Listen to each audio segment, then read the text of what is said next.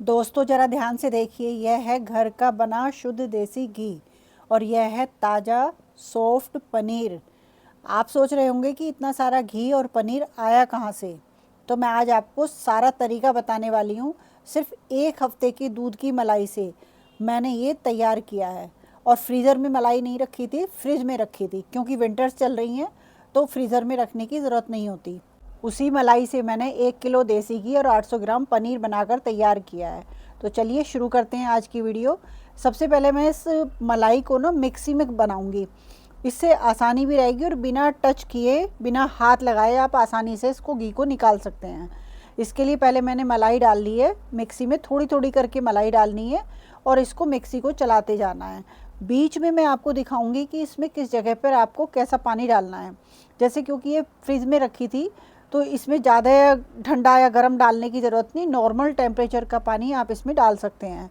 तो पहले मैं चला लूँगी और फिर मैं आपको दिखाती हूँ। ये इस तरह से हो गई ना, तो यानी कि इसमें भी थोड़े पानी की ज़रूरत है, गाढ़ी हो गई ना, चलनी मुश्किल हो गई है मिक्सी। अब जो ये मलाई है ना मिक्सी में ज़्यादा गाढ़ी हो गई है, तो इसमें मैं थोड़ा सा पानी डाल दूँगी, क्योंकि ये ना मिक्सी अटक सी रही है। तो इससे घबराने की बात नहीं है, नॉर्मल बात है।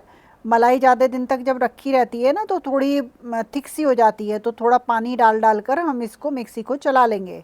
और नॉर्मली पानी डालना है इसमें, तो मलाई क्या होगी, हल्की हो जाएगी और ये आराम से चलने लगेगी। थोड़ा सा चलाने के बाद एक बार मैं चेक कर लूँगी। मिक्सी को भी लगातार ना चलाएं। अब ये देखिए अभी भी थोड़ी सी ना गाढ़ी है ये, तो मैं थोड़ा सा पानी इसमें और डाल लूँगी, क्योंकि अभी भी ये चलने में दिक्कत हो रही है इसमें। तो थोड़ा सा चलाने के बाद मैं इसमें थोड़ा पानी डाल लूँगी और पानी डालने से ये स्मूथ हो जाएगी और मक्खन बिल्कुल अलग निकल आएगा। तो एक बार मैं इसमें थोड़ा पानी और डाल लेती हूँ और बस इतना काफ़ी है। यहाँ पर मैं कुछ टिप्स भी दे रही हूँ। अगर सर्दी का मौसम है तो आप मलाई को फ्रिज में रखें, 5-7 दिन तक बिल्कुल भी ख़राब नहीं होती है। लेकिन अगर गर्मी का मौसम है तो फ्रीज़र में रखें। 1 हफ्ते की मलाई से बिल्कुल आप इसी तरीके से मक्खन निकाल सकते हैं। और लेकिन उस टाइम पे आपको ये बात ध्यान रखनी है, क्योंकि फ्रीज़र में होते हुए भी तो भी आपको ठंडा और चिल्ड पानी डालना है, या तो बर्फ़ डालेंगे आप या चिल्ड पानी डालेंगे। तो दोस्तों याद रखिए, सर्दियों में नॉर्मल पानी या गर्म पानी डालेंगे और गर्मियों में ठंडा पानी या बर्फ़। यही है मक्खन निकालने का सही तरीका। अब ये देखिए मक्खन निकल कर तैयार हो गया है। मैं आपको दिखाती हूँ इसको डालते हुए। ये देखिए बिल्कुल अलग हो गया है ना।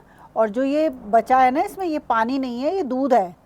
जो हमने पानी डाला था ना, तो दूध बिल्कुल अलग हो गया है और मक्खन बिल्कुल अलग हो गया है। अब मैं बची हुई मलाई को दोबारा मिक्सी के जार में डाल रही हूँ। मिक्सी का जार ना पूरा नहीं भरना है, बस आधा या 3/4 तक ही भरना है, ताकि मिक्सी आराम से चल सके। अब हम मिक्सी को ना लगातार नहीं बल्कि पल्स मोड पर ही चलाएंगे। थोड़ा चलाया, फिर रुका, फिर दोबारा चलाया, फिर रुक गए। ऐसे चलाने से मलाई ना धीरे धीरे टूटने लगती है और मक्खन अलग होकर ऊपर आने लगता है। बीच बीच में मिक्सी को रोकते हुए चेक ज़रूर कर लें। अब ये देखिए अभी ये मलाई ना थोड़ी सी गाढ़ी है, तो इसमें भी मैं थोड़ा पानी और डाल दूंगी ताकि ये स्मूथ चल सके। और बस पानी डालने के तुरंत बाद ही ना आप देखेंगे कि मक्खन ऊपर आ गया है और बस ये तैयार हो जाता है। इसको भी 2-3 बार पल्स मोड पर चलाएंगे और मक्खन निकल कर तैयार है। इसको भी भगोने में निकाल लूँगी।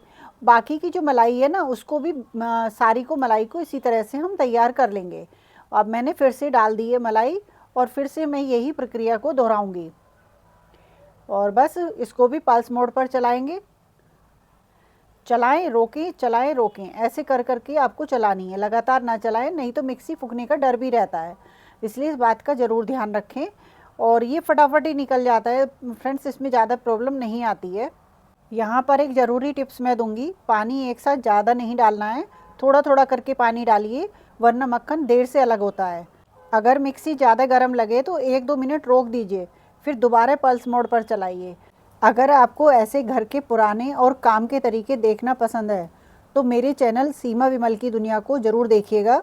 मैं अपने चैनल पर रोज़मर्रा की रसोई से जुड़ी हुई जानकारियाँ और आसान और आजमाए हुए तरीके शेयर करती हूँ। अगर आपको ये तरीका काम का लग रहा हो तो वीडियो को लाइक कर दीजिएगा, इससे मुझे भी हौसला मिलता है। इसी प्रक्रिया को हम बार बार रिपीट करेंगे। थोड़ा पानी डालेंगे, मिक्सी को पल्स मोड पर चलाएंगे जब तक सारा मक्खन अलग ना हो जाए। यह काम एक बार में तो होता नहीं है फ्रेंड्स, क्योंकि 1 हफ्ते की मलाई है तो धीरे धीरे ही काम होता है। तो पर मिक्सी में काम जल्दी हो जाता है। अक्सर सर्दियों में क्या होता है ना, जब हम हाथ से मथकर मक्खन निकालते हैं तो हाथ बहुत ज़्यादा चिकने हो जाते हैं। ठंड में बार बार हाथ धोने का तो मन करता नहीं, सब कुछ चिपचिप सा लगने लगता है। इसलिए सर्दियों में मक्खन निकालने का सबसे आसान तरीका मिक्सी का इस्तेमाल है। इस तरीके से ना तो हाथ गंदे होते हैं, ना ठंड में बार बार जूझना पड़ता है, और बिना हाथ लगाए मक्खन आराम से अलग हो जाता है। ये देखिए कितना बढ़िया मक्खन निकल कर हुआ है तैयार। सच बताऊँ ना दोस्तों, इस घर के बने मक्खन का मुकाबला कोई भी पैकेट वाला मक्खन नहीं कर सकता, चाहे वो अमूल का ही क्यों ना हो। मेरे घर में तो जैसे ही मक्खन निकलता हुआ दिखता है ना, मेरे हस्बैंड और बच्चे पहले से ही बोल देते हैं, एक कटोरी भर के रख लेना, इतना पसंद है ना ये ताज़ा मक्खन। घर का मक्खन मिस्सी रोटी के साथ हो या ब्रेड के साथ हो, हर किसी के साथ परफेक्ट मैच। आप चाहो तो दाल मखनी बना रहे हो उसके ऊपर आप मक्खन डाल लो, पराठा बना रहे हो उसके ऊपर अलग से मक्खन डाल लो, इसका तो स्वाद ही अलग होता है।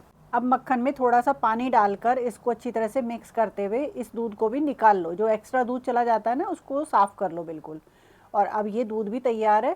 अब इसका हम पनीर बनाते हैं। पहले हमने 50% तो हमने लिया है विनेगर और 50% लिया है पानी। एक तरफ मैं घी बनने के लिए रख दूँगी और एक तरफ मैं पनीर बनने के लिए रख दूँगी। अब पनीर को पहले बॉयल आने देंगे अच्छी तरह से। जब बॉयल आ जाएगा ना तो उसमें एक बड़ा चम्मच हम सिरका डाल देंगे, जो हमने तैयार किया था ना लिक्विड, उसको डालकर चलाएंगे और बस गैस को बंद कर देंगे। और फिर मैं दूसरी बार इसको डाल रही हूँ सिरके को, और लगातार चलाती रहूँगी। यहाँ ध्यान रखने वाली बात यह है कि पूरा लिक्विड एक साथ नहीं डालना है, थोड़ा डालो, चलाओ, फिर देखो कि दूध फट रहा है या नहीं।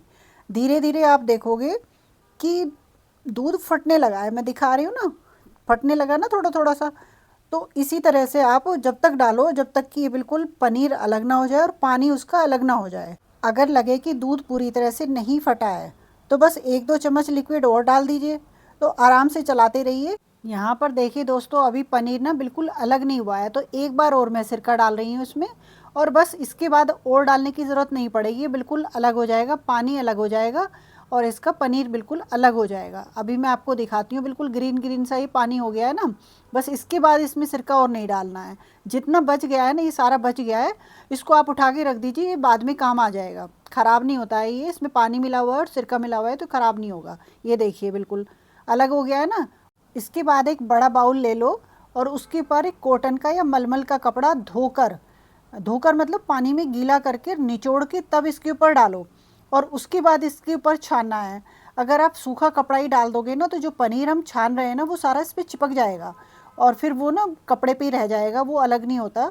इसलिए हमेशा जब भी आप पनीर बनाओ ना तो कपड़े को धोकर निचोड़ कर तब उसमें छानो, तो उस पर जो पनीर होता है ना वो चिपकता नहीं है। और बस मैं सारा पनीर इसमें छान लिया है और इसको ना मैं साइड में रख दूँगी, क्योंकि ये भी आप ग्रेवी बनाने के काम में ले सकते हो, आटा गूँथने के काम में ले सकते हो, ये भी बहुत काम आता है और इसका यूज़ कर सकते हैं आराम से। तो इसको मैं अलग रख लूँगी। अब मैंने साफ़ पानी डालकर इसको एक बार और छान लिया था। अच्छे से छानने के बाद जो सिरके की खटास होती है ना वो भी निकल जाएगी, और बस इसको किसी भारी बर्तन से दबाकर मैं रख दूँगी सेट होने के लिए। तो मैंने इस पर चकला रख दिया है और दबाकर रख दिया है। इसे छोड़ दो 1-2 घंटे के लिए, ये अच्छी तरह से सेट हो जाएगा। अब इधर ये घी भी मैं बना रही हूँ ना, तो घी भी लगातार स्लो फ्लेम पर पकाते रहो और चलाते रहो बीच बीच में कि घी नीचे जलने ना पाए। लगातार चलाते रहोगे नहीं तो जल्दी निकल जाता है। थोड़ी देर बाद आप देखोगे कि मक्खन के दूध के कण जो होते हैं ना नीचे बैठने लगते हैं और ऊपर से घी ना साफ दिखाई देता है। आप देख रहे हो ना, घी अलग अलग होने लगा है और जो दूध के कण है ना वो अलग अलग बिखरे बिखरे से लग रहे हैं आपको। थोड़ी देर में ना ये सारे नीचे ही बैठ जाएंगे और बिल्कुल घी ना एकदम साफ और क्लियर दिखाई देगा आपको। पूरे घर में ना घी की खुशबू हो गई है इस टाइम। ये इसकी पहचान भी है कि जब घी की खुशबू आने लगे ना तो बस बहुत जल्दी निकलता है। और यहाँ पे ना आपको लगातार चलाते रहोगे ना तो ये बहुत जल्दी से बन जाता है घी, ज़्यादा टाइम नहीं लगता। बस इसकी यही है कि इसको स्लो फ्लेम पे चलाओ, क्योंकि घी या दूध को अगर आप छोड़ दोगे ना, सबसे बड़ी इसकी यही गड़बड़ है कि ये फटाफट दूध को अगर रखोगे वो निकल जाएगा, लगेगा अभी नहीं आ रहा, और ऐसे ही घी का है, ज़रा सा छोड़ा और ये जल जाता है। तो यहाँ पर इस बात का ज़रूर ध्यान रखें। और बस आप देख रहे हो ना बिल्कुल ये अलग होने लगे हैं। इसकी फुटेज जो है ना, थोड़ा सा और पकाऊंगी मैं, बिल्कुल अलग ही हो जाएगा ये। और बस ये भी हमारा तैयार हो गया है, तो फटाफट से तैयार हो गया। इस तरह से घर पे बना हुआ जो घी होता है ना उसकी स्वाद और खुशबू भी अलग ही होती है, और बिल्कुल घर में बनी हुई चीज़ की तो खैर बात ही अलग है, उसमें तो कोई बात ही नहीं है कहने की। और ये तैयार है और बस इसको मैं छान लूँगी, क्योंकि जो थोड़ी फुटेज है ना इसकी वो इसमें नहीं जानी चाहिए घी के अंदर। आप देख सकते हैं कि घी बिल्कुल साफ़ दिखाई दे रहा है और मेरे पास 1 लीटर देसी घी तैयार हो गया है। और जो ये बाद में इसमें बचा भी है ना, इसमें भी आप थोड़ा पानी डाल दें और पानी डाल के इसे या तो बाहर ही रख दें, क्योंकि ठंड का मौसम है तो इसमें सारा जो इसमें थोड़ा बहुत भी घी रह गया है ना, 2-4 चम्मच रह गया था घी इसमें, ये भी सारा निकल आएगा, ये जम जाता है और ये बिल्कुल तैयार है। देखो कितना अच्छा बना है। इधर ये पनीर भी बनकर तैयार हो गया है। अब मैं आपको इसको दिखाती हूँ कि ये भी बहुत अच्छा सेट हो गया है। मैंने इसे चेक किया था, इसमें लगभग 800 ग्राम से थोड़ा ज़्यादा ही पनीर निकल कर तैयार हुआ है। और ये वही दूध है जो मक्खन निकालने के बाद बचा था। इसीलिए मैं हमेशा कहती हूँ कुछ भी वेस्ट मत जाने दीजिए, अगर सही तरीका अपनाया जाए तो ये दूध से भी बहुत बढ़िया है और नरम और ताज़ा पनीर बनकर तैयार हुआ है। इस पनीर से आप कोई भी सब्जी बना सकते हैं, पराठे बना सकते हैं, जैसा भी आपको पसंद हो वैसे इस्तेमाल कर सकते हैं। स्वाद एकदम शानदार रहता है। आज मैंने आपको मलाई से मक्खन, मक्खन से देसी घी और उसी दूध से पनीर की पूरी प्रक्रिया डिटेल में समझाई है। अब आप मुझे कमेंट करके ज़रूर बताइए कि वीडियो आपको कैसी लगी। अगर अच्छी लगी हो तो लाइक करिए, शेयर करिए, चैनल को सब्सक्राइब करना बिल्कुल मत भूलिए। फिर मिलेंगे दोस्तों एक आसान सी रेसिपी।